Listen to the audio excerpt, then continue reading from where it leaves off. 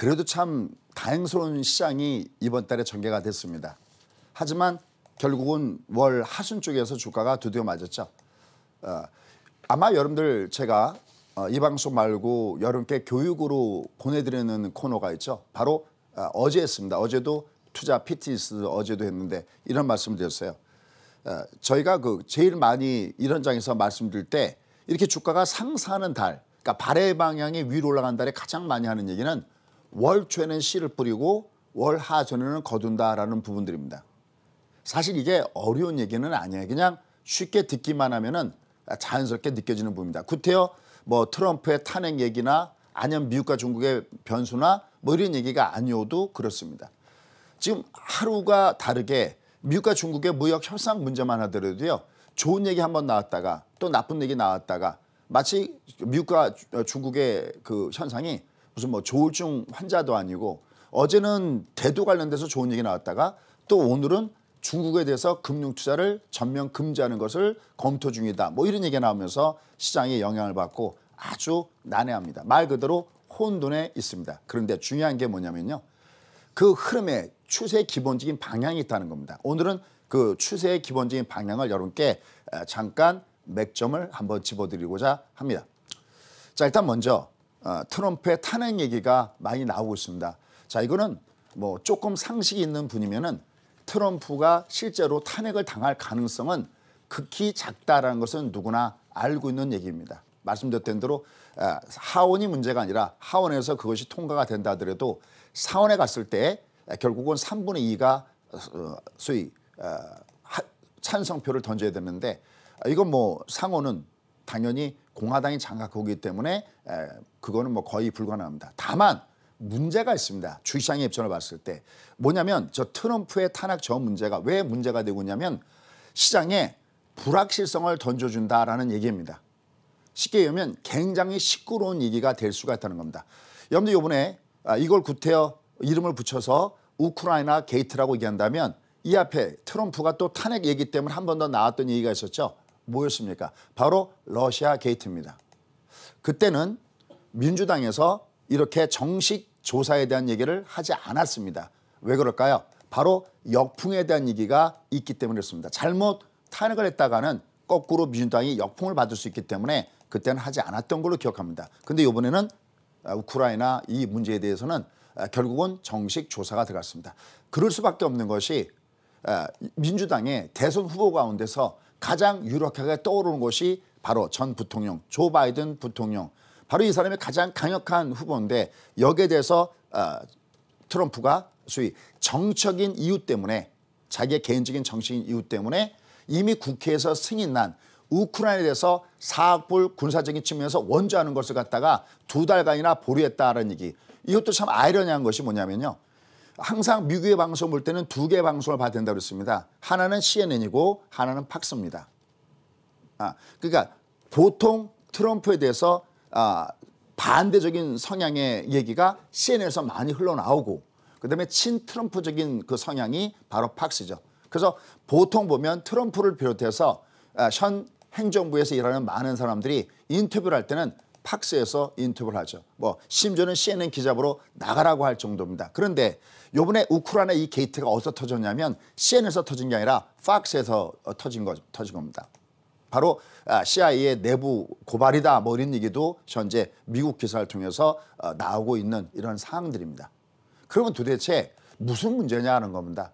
그냥 여러분들은 보통 주식시장에서 매매하다 보면 그냥 제목 한 줄만 보고 보통 넘어가는 분이 계시기 때문에 한 줄 요약한다면 이게 뭐냐면 정확하게는 조 바이든에 대한 문제가 아니라 조 바이든 아들에 대한 문제입니다. 여러분 이번에 우크라이나 대통령이 바뀐 거 알고 계시죠? 그러니까 이 바뀌기 전, 그러니까 이번에 대통령이 바뀌었는데 바뀌기 전의 문제인데 이 조 바이든 아들이 우크라이나에서 고해 연봉에 임원을 받고서 일을 했다고 합니다. 근데 거기에 대해서 혹시 비리가 없는가를 전 바뀐 대통령한테 그 얘기를 했는데 아마 그게 제대로 말이 안 통했던 모양입니다.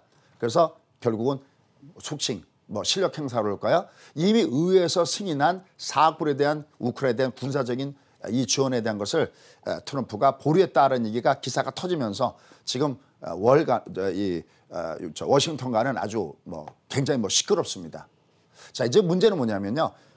이 트럼프의 탄핵 이제 이게 결과는 사실 뻔한 것인데 이게 왜 불거졌느냐라는 부분들입니다. 소위 기선잡기에 들어가지 않았느냐. 이제 얼마 남지 않았습니다. 이제 곧바로 벌써 이미 시작이 됐고요. 내년 정도가 되면 정말 공화민주는 또다시 다음 대권을 위해서 치열한 전투를 벌이게 된다라는 겁니다. 이럴 때 결국은 기선을 뺏기지 않기 위한 이러한 전략들이 나오고 있습니다. 물론 지금 트럼프의 지지율은 얼마 전 CNN 조사에 의하면 지지율이 많이 떨어졌습니다. 이미 여러 차례 말씀을 드렸던 부분입니다.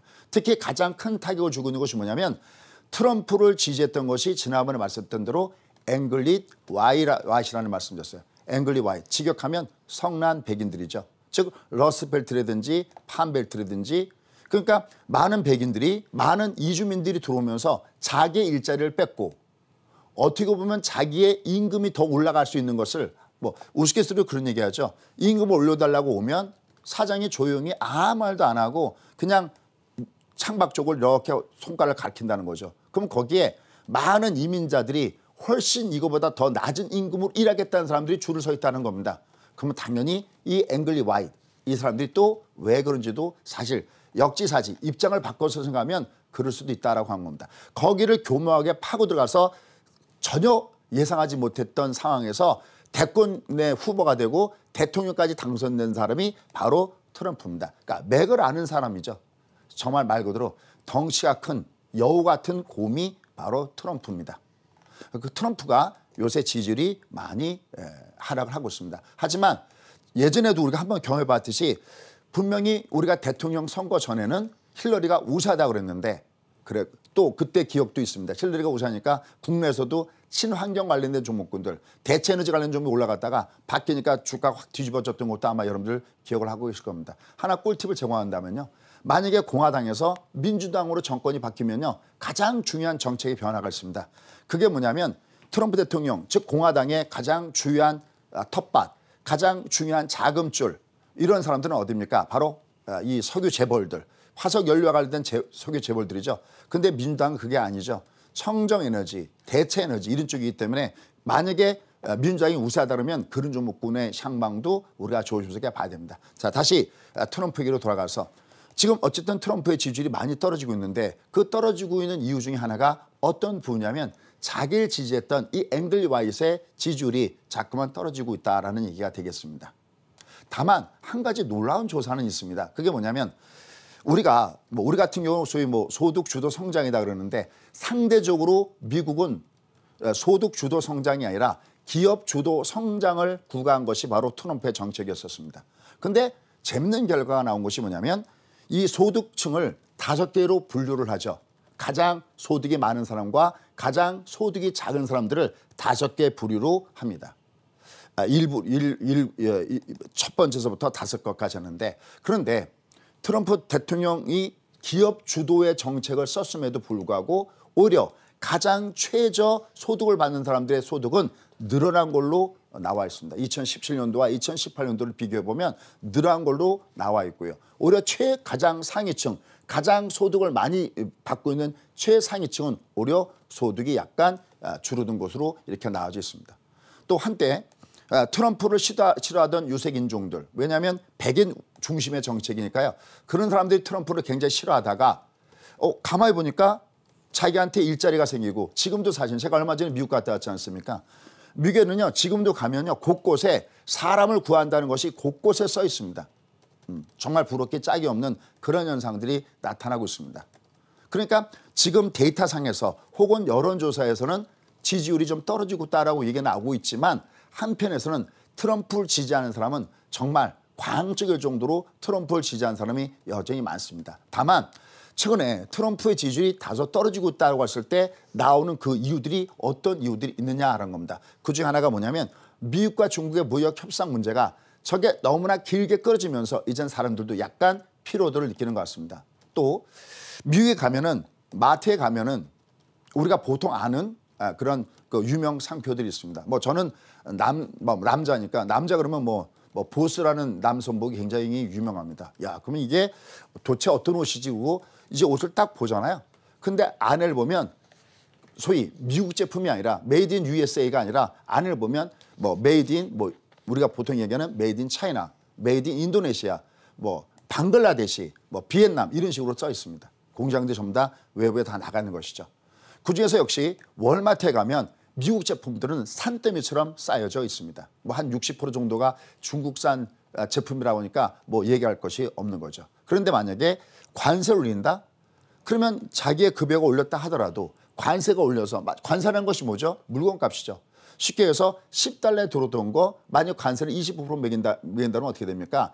바로 12달러 이상 되는 거잖아요. $100 되는 제품은 $125가 되는 거잖아요. 상당한 부담감을 줄 수가 있겠죠. 어쨌든 그런 피로도들이 많이 중첩이 되고, 또 요즘에는 그렇게 트럼프의 지지율이 예전처럼 그렇게 높지 않은 것이 사실입니다. 근데 사실 주식시장의 입장을 딱 보시면요, 우리 주식쟁이들은 트럼프의 정책이 맞는가 틀린가를 뭘 보면 하냐? 주시장을 보면 압니다. 물론 최근에 약간 조정받고 있지만 어마어마한 상승을 보였던 것은 아마 여러분들이 아실 겁니다. 바로 그것이 기업 주도의 성장이었고, 그다음에 감세 정책으로 인해서 지금 미국의 주가는 저 꼭대기에 위로 올라가는 것을 이미 아실 겁니다. 얼마 전에 여러분께 그런 말씀 드렸습니다. 미국 사람들한테 과연 다음에 대통령이 트럼프가 되겠습니까? 안 되겠습니까? 그럴 때 세 가지 부류로 제가 이렇게 말씀드린 것이 있습니다. 일단 첫 번째는 경제를 봐라. 야, 그래도 주가가 저렇게 올라갔고, 트럼프는요, 최근에도 트럼프 탄핵 얘기 나올 때 하나 자기 트위터가 날린 얘기가 뭐냐면, 자기를 탄핵하게 되면 어떻게 된대요? 여러분들이 못 살게 됩니다. 이렇게 얘기 안 하죠. 자기를 탄핵하게 된다면 증시가 붕괴될 거래요. 그만큼 역대 대통령 중에서, 뭐 역대 대통령뿐만 아니라 전 세계 대통령 중에서 주시장에 저렇게 관심 있는 사람이 있을까 할 정도로 트럼프는 입만 열었다면 주식 얘기합니다. 주가가 급등을 주면 자기 때문에 올라갔다 그러고요. 자기를 갖다가 만약에 탄핵하면 주가가 붕괴될 거다라고 얘기할 정도로 주시장에 굉장히 관심이 많은 사람입니다. 경제가 좋고 주시장이 좋고 꾸준하게 역시 자기가 갖고 온 자산 가치가 올라가니까 트럼프가 당선될 거라고 얘기한 사람이 한 부류가 있고요. 또 하나의 부류는 말씀드렸죠. 야, 이젠 트럼프는 이젠 조금 아니야. 누가 민주당에서 누가 후보로 나오더라도 다른 사람이 될 거야. 이렇게 얘기하는 사람이 있다고 했죠. 근데 제가 선택한 대답은 지금 얘기했던 1번도 아니고 2번도 아니고 맨 마지막에 닥터 부가 한 그 얘기가 제가 나는 여기에 동의한다서 거기다가 번호 1번을 쳤습니다. 그게 뭔가요? 그 사람들 얘기는 지금 얘기 다 필요 없어. 실제로 대통령 선거가 갔을 때 중요한 것은 경기가 어떻게 되느냐가 그게 가장 중요한 문제야. 거기에 전적으로 동의합니다. 왜냐하면 그런 사례가 역사적으로 발생됐기 때문에 그렇습니다. 여러분들 이미 앞에 여러 차례 말했지만 아버지 부시 대통령은 굉장히 인기 있는 대통령이었습니다. 그죠? 이미 걸프전을 통해서 영웅이었고, 그리고 무려 지지율이 뭐 여러분들 우리가 그 기억나시죠? 그 전쟁할 때 뭐 거의 일방적으로 초토화가 됐던 그런 부분들이 있었습니다. 그때 지지율이 무려 90%까지 위로 올라갔다고 하니까 뭐 그걸 좀 깎는다고 하더라도요, 한 70% 이상은 되지 않겠습니까? 그렇게 어마어마하게 국민들의 호응을 받았던 아버지 부시 대통령이 재선에 실패하고 말았습니다. 이유는 딱 하나 있었습니다. 바로 경기였습니다. 바로 대항마로 나왔던 클린턴 대통령의 내선 표가 It's economy, stupid, 바보야. 중요한 것은 경제야. 처음에는 자기도 부시 대통령에 환호했던 사람, 그러니까 좋아했던 사람들이, 좋아했던 사람들도 가만히 따지고 보니까 경기가 아니거든요. 그러니까 결국은 표는 클린턴 대통령으로 간 겁니다. 자, 그러면 저거 한번 매듭을 줘보도록 하겠습니다. 지금 트럼프의 탄핵, 그다음에 미국과 중국의 무역 협상, 뭐 저런 문제들이 다 있습니다. 하지만 역시 가장 중요한 것은 트럼프의 재선과 연결해서 어떻게 될 것이냐 했을 때는 가장 먼저 프라임버 일으키는 역시 경기 문제가 아닐까 싶습니다. 우리도 내년에 총선이 있죠. 또 그다음에 뒤를 이어서 2년 뒤에 그 이후 시간 지나면 대선도 있습니다. 가장 중요한 것은 뭘까요? 바로 먹고 사는 문제가 가장 중요한, 어느 나라를 보더라도 가장 중요한 문제는 그 문제가 아닐까라는 생각을 해봅니다. 다만 지금 빅마켓에서 두 가지 변수다 그랬는데요. 좀 이따 제가 차트에서 보여드리겠지만 이거는 그리다가 올라간 주가입니다. 여러분들이 제대로 먹지도 못했을 겁니다. 더군다나 오히려 매물선에서 샀던 사람도 오히려 손해까지 발생했을 겁니다. 어제 제가 투자 PT에서 이런 얘기했습니다. 지난 목요일서부터 레버리지, 즉 올라가는 데다가 승부는 롱 포션에서 지난 목요일서부터 인버스를 저희는 수강상하고 인버스를 사기 시작했습니다라는 말씀을 드렸었죠. 왜냐하면 이 조정이 시작됐구나라는 부분이 있기 때문에 그렇습니다. 그런데 먼저 결론부터 말씀드리면 요거 말고 제가 누차 얘기하죠. 이거 말고 요 다음 장의 조정이 다음 주에 올라가는 것이 여러분들이 그 폭이 설령 요번에 1900서부터 2100까지 올라갔던 그 진폭보다 작다고 하더라도요. 여러분들이 돈을 벌 가능성은 더 높습니다. 왜냐하면 그건 눈으로 보고 여러분들이 보시면요. 그냥 알아볼 수 있기 때문에 그렇습니다. 근데 이번 거는 여러분들이 일반적인 시각으로 알아내기는 굉장히 어려웠었습니다. 좀 있다가 이 장은 다시 이제 위로 올라가더라도 다시 한번 위에선 좀 조정을 받아야 됩니다. 역으로 이건 또 내려가도 올라가야 됩니다. 말 그대로 주변적인 변수도 혼조지만 시장도 다소 당과는 혼돈의 구간까지 있을 가능성이 굉장히 높습니다. 자, 그러면 결론을 맺어보도록 하겠습니다. 일단 먼저 트럼프의 탄핵에 대한 저 얘기. 일단은 결과론적으로는 탄핵까지 갈 거다라고 얘기하는 사람은 거의 없습니다. 또한 역대 대통령에서 탄핵을 실제로 받은 대통령 없다고 했죠. 닉슨은 미리 그 전에 사임을 했고 클린턴은 마지막 상원에 가서 그것이 부결되는 바람에 되지는 않았습니다. 다만 상당히 저게 시끄러울 걸로 보고 있습니다. 왜냐하면 여러분들 낸시 펠로시 많이 제가 얘기를 하죠. 참 대단한 여성입니다. 나이도 오히려 트럼프 대통령보다 더 나이도 위다라는 말씀을 드렸었죠. 우리가 보통 오래되고 굉장히 그 정치적으로 해법을 잘 찾는 사람들을 정치 구단이다 그러는데 미국의 정치 구단이 누구냐? 바로 낸시 펠로시다라고 얘기할 수가 있겠습니다. 이 사람이 예전에는 이 앞에 러시아 게이트라든지 그런 문제에서는 정식적으로 탄핵까지는 가지 않았었죠. 앞서 설명드렸던 대로 역풍을 맞을까 봐 그런 거거든요. 그런데 이번에는 탄핵까지 밀어붙이겠다라고 할 정도로 그렇다면 우리가 사실 정치적인 문제를 분석하는 것은 우리가 정치가가 되자는 것이 아니라 도대체 나의 재테크, 주시장에 어떤 영향을 미칠 것이냐는 겁니다. 굉장히 시끄러운 문제가 당분간은 계속 왔다 갔다 할 거라는 거죠. 다만 결론은 뻔하게 나 있지만 여기선 둘이 물러설 수 없는 그런 부분 때문에 시장은 상당히 시끄러운 문제가 될 가능성은 높다라는 겁니다. 하지만 앞서 설명드렸죠. 이코노미, 스투피드, 중요한 것은 경기이기 때문에 사실 저거는 지나가는 재료입니다. 만약에 정말 저 문제 때문에 시끄러워서 미국 시장의 주가가 빠진다면 긴 호흡으로 봤을 때는 조정받을 때마다 미국 시장은 담아야 될 구간에 있는 것이지 팔아야 될 구간에 있는 것은 아닙니다. 말 그대로 경기 외적인 변수이기 때문에 그렇습니다. 그다음에 미국과 중국의 무역 협상, 이제 이게 문제입니다. 오늘 아침에 기사를 보셨을 때 미국이 중국에 대해서 금융 투자에 대한 것을 전면 보류 얘기가 어쩌고저쩌고 기사 한번 보셨을 겁니다. 여러분 지금 나타나고 있는 미국과 중국의 무역 전쟁 문제 초기에 작년에 아마 지금 국고축 계속 보시는 분들은 제가 시종일관 주장했던 것이 있습니다. 이 전쟁은 안 끝납니다 해서 영어 한마디 엔드레스 워다라는 말씀을 되찾았습니다. 그때만 하더라도 많은 사람들이 미국과 중국이 둘 다 손해보기 때문에 이 전쟁은 쉽게 끝날 거야. 근데 저는 이 전쟁은 쉽게 끝나지 않을 거다라고 얘기했습니다. 네가 똑똑해서 그러느냐? 아니요. 똑똑해서 아닙니다. 제가 그런 얘기했죠. 저는 매일 1시간 이상씩을 국제정치를 공부하는 데 시간을 쓴다고 그랬습니다. 왜냐하면 주시장에서 몸담고 사다 보니까 이게 정치적인 변수에 의해서 너무나 많은 주가가 좌지우지되는 거예요. 그래서 깨달은 겁니다. 야, 이게 국제정치를 모르면 안 되겠구나. 전 성격이 굉장히 급합니다. 자기 자신을 아는 게 굉장히 중요합니다. 성격이 굉장히 급한 것은 주식 투자할 때 굉장히 많았습니다. 아주 안 좋은 거죠. DNA가. 그걸 참 고치도록 굉장히 노력을 했습니다. 그걸 또 나름대로 또 찾았습니다. 이걸 어떻게 고쳐야 될 것인가. 생활 속에서 고치라고 얘기를 하더라고요. 우리가 보통 밥을 먹을 때 예전엔 점심시간이 있었습니다. 지금 점심시간이 없었지만 밥을 먹을 때 그 성격이 급하고 빨리 봐야 되니까 어떻게 합니까? 그냥 숟가락으로 그냥 말 그대로 김치국에 밥 말아가서 그냥 확확 먹어버리죠. 성격을 차분하게 하기 위해서 저는 밥 먹을 때 숟가락을 쓰지 않습니다. 물론 뭐 국을 먹을 때야 쓰겠지만 되도록이면 젓가락으로 먹으려고 애를 씁니다. 그리고 자동차 운전할 때 저는 되도록이면 차선을 되도록이면 안 바꾸려고 참 노력을 합니다.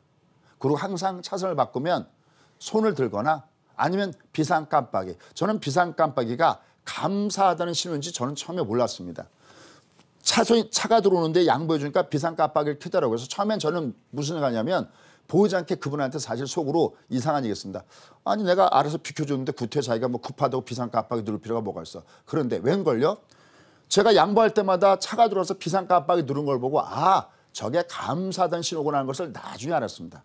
그래서 저도 꼭 양보를 받으면 비상 깜빡이로 감사하다고 합니다. 제가 무슨 얘기를 하고 싶으냐면 단점이 많은 사람입니다. 성격도 급합니다. 그걸 내가 어디가 잘못됐는지를 내가 스스로를 알아서 그 단점을 고치도록 노력을 많이 해야 돼야 여러분들이 주시장에서 살아남을 수 있는 부분들이 있습니다. 근데 어느 날 가만히 보니까 이게 경제 문제밖에 하고는 안 되더라고요. 그래서 보기 시작했습니다. 그래서 저걸 딱 보자마자 무슨 생각이 있었냐면 제가 이런 표현을 많이 합니다. 하늘 아래 두 개의 태양은 존재할 수 없다. 이번에 미국과 중국의 무역 협상 사실은 저게 문제가 아니고요. 저게 타결이 설령 빅딜로 해결이 된다 하더라도요. 미국과 중국의 전쟁은 끝나지 않습니다. 그것은 여러분들이 어딜 참조하시면 되냐면 작년 10월 달인가 제 기억에 10월 달입니다. 바로 부통령 마이크 펜스 부통령이 허드슨 연구소에서 발표한 그 내용을 보면 미국의 시각이 정확하게 담겨져 있습니다. 얼마 전에 트럼프 대통령이 미국의 유엔에서 연설할 때 중국을 어마어마하게 비난했습니다.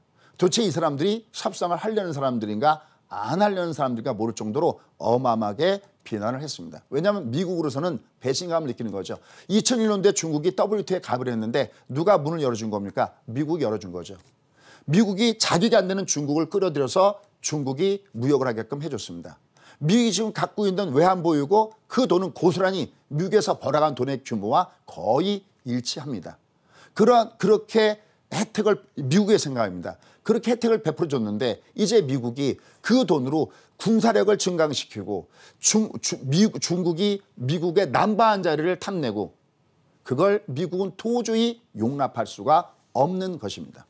하지만 중국은 또 어떻습니까? 중국은 과거에 소위 중화민국 사상, 중국이 남바완이었던 그 시절로 돌아가겠다. 그게 2050 중공몽 아니겠습니까? 이 두 개가 정면 충돌하는데 어떻게 하늘 아래 두 개의 땅이 존재할 수 있겠습니까? 그러니까 저거는 무지하게 계속해서 시끄러질 겁니다. 다만 지금 둘 다 필요합니다. 지금 미국과 중국이 서로 평행선을 하면서 여러분 치킨 게임 아시죠? 그 영화에 보면은 양쪽에 뭐 우리 세대 보면 반항아적인 것은 제임스 딘이 제일 반항아적인 배우였는데 양쪽에 차를 몰고 오는 겁니다. 계속 차를 몰고서 둘 중에 한 사람이 핸들을 꺾지 않으면 어떻게 합니까? 둘 다 죽는 거죠.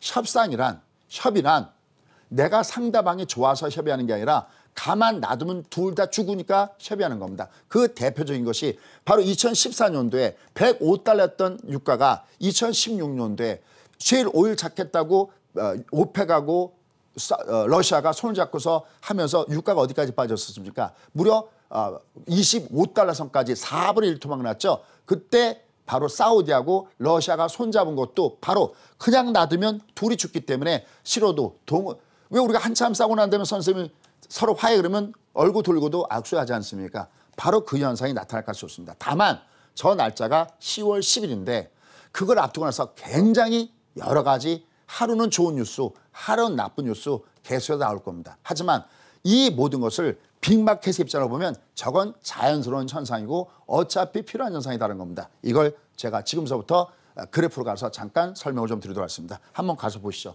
자, 한번 그래프로 가서 보시면요. 이 장이 이 위에서부터 두들겨 맞을 수밖에 없는 이유는 이거는 소위 우리가 얘기하는 데드캣 바운스, 죽은 고양이의 반등입니다. 얘는 이게 올라가더라도 여기 21선을 보면요. 이게 외바닥인 거 눈에 확 띄시죠. 그래서 제가 이 앞에 방송 출연했을 때 뭐냐면 얘는 주가가 삼중 바닥형의 모습을 줄 수가 있다. 삼중 바닥인 것은 얘가 꺾어진다는 겁니다. 얘가 궁극적으로 꺾어지게 될 겁니다. 지금은 아니에요. 이게 위에서부터 오일선이 외봉이니까 얘가 내려와도 한번 뜨게 될 겁니다. 하지만 결국 얘는 꺾어져야 그래야 바로 여기가 헤드. 그러니까 개인적으로는 저는 현재 국내상은 여기서 일단 의미 있는 바닥점은 찍었다라는 쪽에다 비중을 맞추고 있습니다. 이쪽이 왼쪽 어깨 숄더. 이제 이 오른쪽 숄더가 나와야 됩니다. 근데 여기 딱 보시면요. 이게 여기 넥라인까지 이걸 넥라인이라고 하거든요. 이 넥라인까지 가야 이 모양이 참 성공되니까 이게 이번에 좀 아쉽습니다. 한 2140이나 50 정도 와서 꺾어지는데 요게 좀 부족합니다. 그런데 이쪽 그래프를 가만히 보십시오. 이쪽 그래프를 가만히 보시면요. 얘는 얼추 여기까지 왔죠. 그죠? 여기는 안 왔는데 여기 왔습니다. 수쌤 이건 무슨 그래프인가요? 코스닥인가요? 코스닥은 코스피보다도 전혀 모양이 안 좋죠. 지금 이 오른쪽에 있는 이 그래프가 이게 지금 여기까지 이렇게 해서 여기까지 이게 뭐냐면 여러분 지금 보시면은 레버리지 차트입니다. 다시 말씀해서 코스피 200을 중심으로 되어 있는 레버리지 차트가 여기까지 왔습니다. 그러니까 시장을 이끄는 선두 주자의 종목군단들 이런 종목군단은 여기까지 왔습니다. 그러면 이제 얘는 어떻게 될까요? 한번 이게 조정을 받아줘야 됩니다. 그래서 결론 당분간 주시장의 모습은 말 그대로 트럼프의 탄핵. 결과는 보이지만 굉장히 시끄럽다는 거죠. 왜요? 시작은 불확실성을 싫어하기 때문이었습니다. 사실 우리가 트럼프가 탄핵 당하든지 안 당하든지 우리가 사실은 뭐 우리 문제만도 정말 복잡하게 얽혀 있는데 우리가 남의 것까지 신경 쓸 부분들은 사실 없습니다. 다만 저는 주식쟁이니까 주식쟁이의 입장으로 보면 굉장히 시끄럽게 불확실성을 증가시킬 가능성이 높습니다. 그런 상태에서 미국과 중국의 무역 협상 이게 무역 협상이 되더라도요.